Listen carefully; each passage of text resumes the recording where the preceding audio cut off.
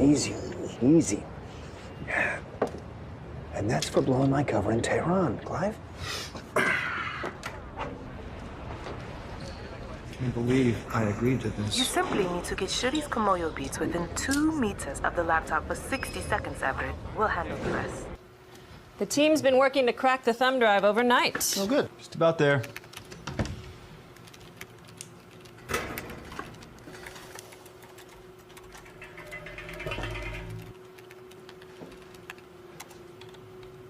Come on. Here you go. Thanks, Miss Davidson. Please, call me Debbie. Oh, Debbie, thank you. The information on this thumb drive may well be key in finding Spymaster. Having Harmon Taylor loose on U.S. soil is bad for both our countries. Is it true that he has never been caught? Not yet. No, excuse me. So, what are you doing here, Sport? It's classified, sir. Your position is very good, Everett. Our team is interfacing. Encryption on this looks a bit tasty. Do you think they'll manage to crack it? I'm sorry, why are you here? And so close? Well, I'm just mildly curious, that's all. I want to see how it's done on this side of the pond. Mr. Red Weston. lines. I'm talking. What's your name? 30 seconds more. Steve? Steve. I'll be 2 seconds. Thank We you. should be going. The team has a lot on their plate. But straight up, it'll probably take me a couple more days. And whoever designed this rig is... I must sure. insist, Mr. Weston. This area is not typically for foreign agents. Apologies. Steve, thank you. You moved too soon. No need to be impatient. Right. No, I'm sorry. I must just ask, how do you all work with this noise going on in here? Surely your superiors can find a way to dampen the sound of the servers in here? It's not the servers. They still haven't fixed the toilet upstairs. We put in 3 facilities requests this week. The toilet upstairs. Good.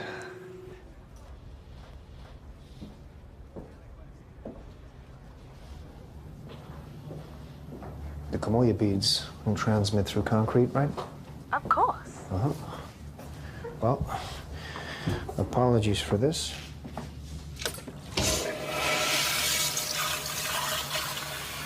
Did I just hear a toilet flush? Now, the steel pipes should amplify the signal from the beads. Interfacing for a second time. There you go. It's finished. And the laptop itself? Well, now it's useless. I'll kick it back to the CIA. Should have it by tomorrow. Thank you, Everett. Well, you better retrieve the beads. I gotta go haul a British spy out of my trunk.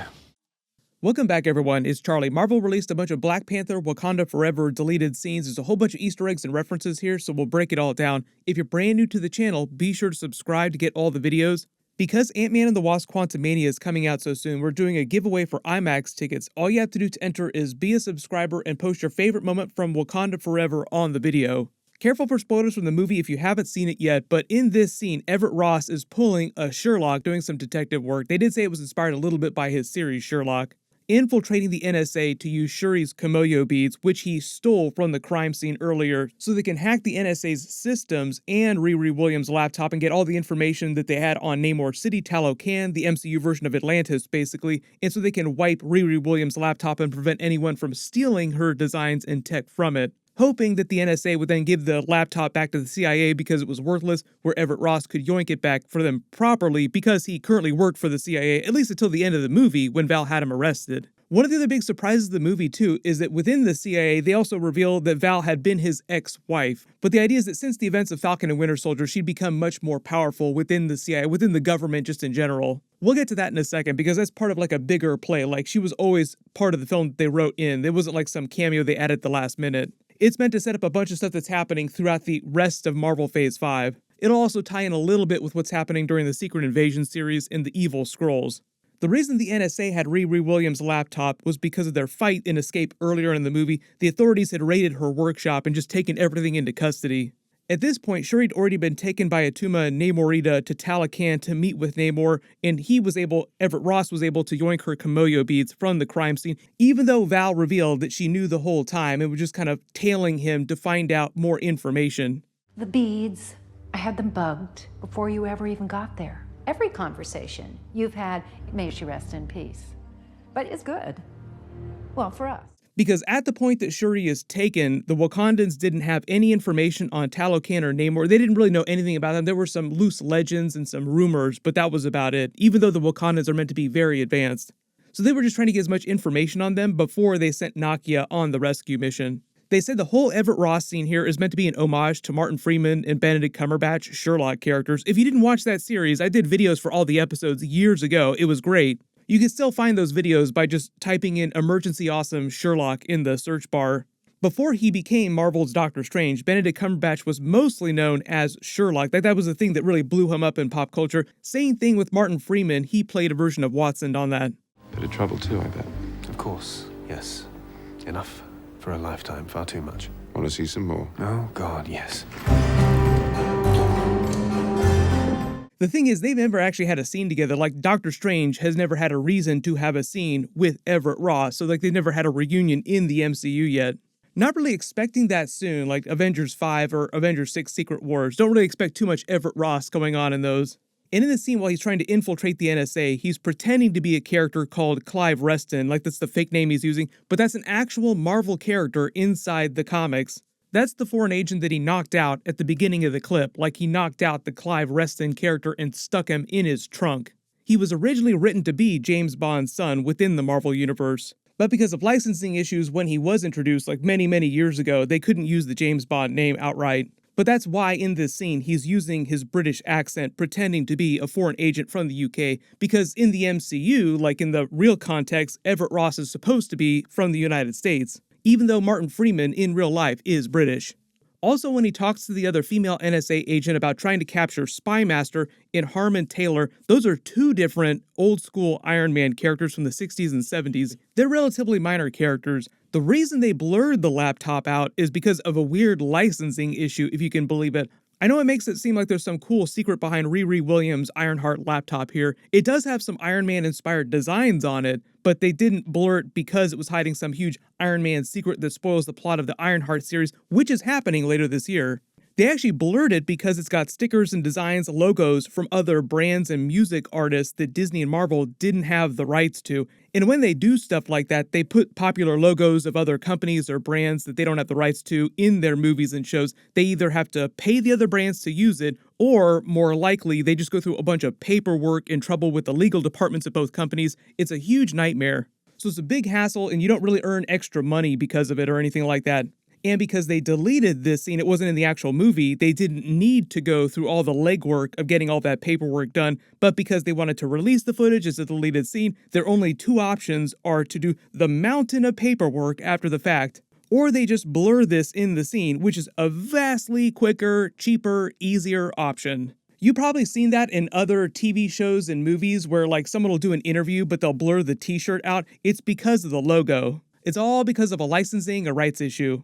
When he figures out the toilet pipes above the room are an option, he flushes Shuri's Komoyo beads down so they're close enough to the area for the Wakandans to get the data they need from them and erase the rest of the data on Riri Williams' laptop so the NSA and the CIA can't steal it. Presumably after this, they just had somebody pretend to be a janitor and go in and fix the pipes and steal the beads back that way. But the whole idea is they wanted to render the laptop inert so the NSA couldn't steal anything from it and they would give it back to the CIA because it was worthless, where Everett Ross could steal it back because he worked for the CIA. For a point, to like the end of the movie. The next place Everett Ross will appear is during the Secret Invasion episodes, which are supposed to release around April or May. They haven't given an exact release date yet, but there will be a little bit of overlap probably with the Mandalorian Season 3 episodes, or it'll start like right after The Mandalorian is done. I think the Marvel and Star Wars people decided to stagger their series a little bit more so they didn't cannibalize each other's audiences like they did last year a little bit. If you don't remember last year, there was actually an issue where a couple big Star Wars series premiered on the exact same day as big Marvel series. Surprise, surprise, Disney figured out there are 7 days in a week and they didn't have to put everything on the exact same day. They'll probably continue doing that where they just stagger series a little bit so they don't overlap quite as much. But at the end of the movie, Okoye used her new Midnight Angels armor, which she'll continue to use in future series, like there's an Okoye Disney Plus series that they're developing for her character, to help Everett Ross escape. So he's a fugitive now, going forward into Marvel Phase 5, but he'll be helping Nick Fury and Talos solve the plot behind the evil faction of Skrulls, trying to take over the world by replacing the government leaders. They're not doing an exact copy of Secret Invasion from the comics, like you're not going to see versions of every single Avengers character who are secretly Skrulls. But like Rhodey seems like he plays a relatively big role. You see him in a couple really big scenes. So there will be some big crossover of characters as part of this big Skrull plot. And because it's the first big Marvel Phase 5 series, they're using it to set up this long-running Dark Reign-inspired plot, which is kind of the way things flowed in the comics. Like, it went from Secret Invasion to Dark Reign in the comics, where basically Val and Thunderbolt Ross in the MCU will use that political paranoia, the infiltration aspect of it, to turn the United States, probably other countries too, into something more akin to police states cracking down hardcore. Like, we need to be careful or else the Skrulls will come get us. And out of that, they'll have a very Dark Reign-inspired vibe during Marvel Phase 5, which will culminate by Captain America 4: New World Order in the Thunderbolts movie, where Thunderbolt Ross is supposed to become the next president of the United States and the Red Hulk.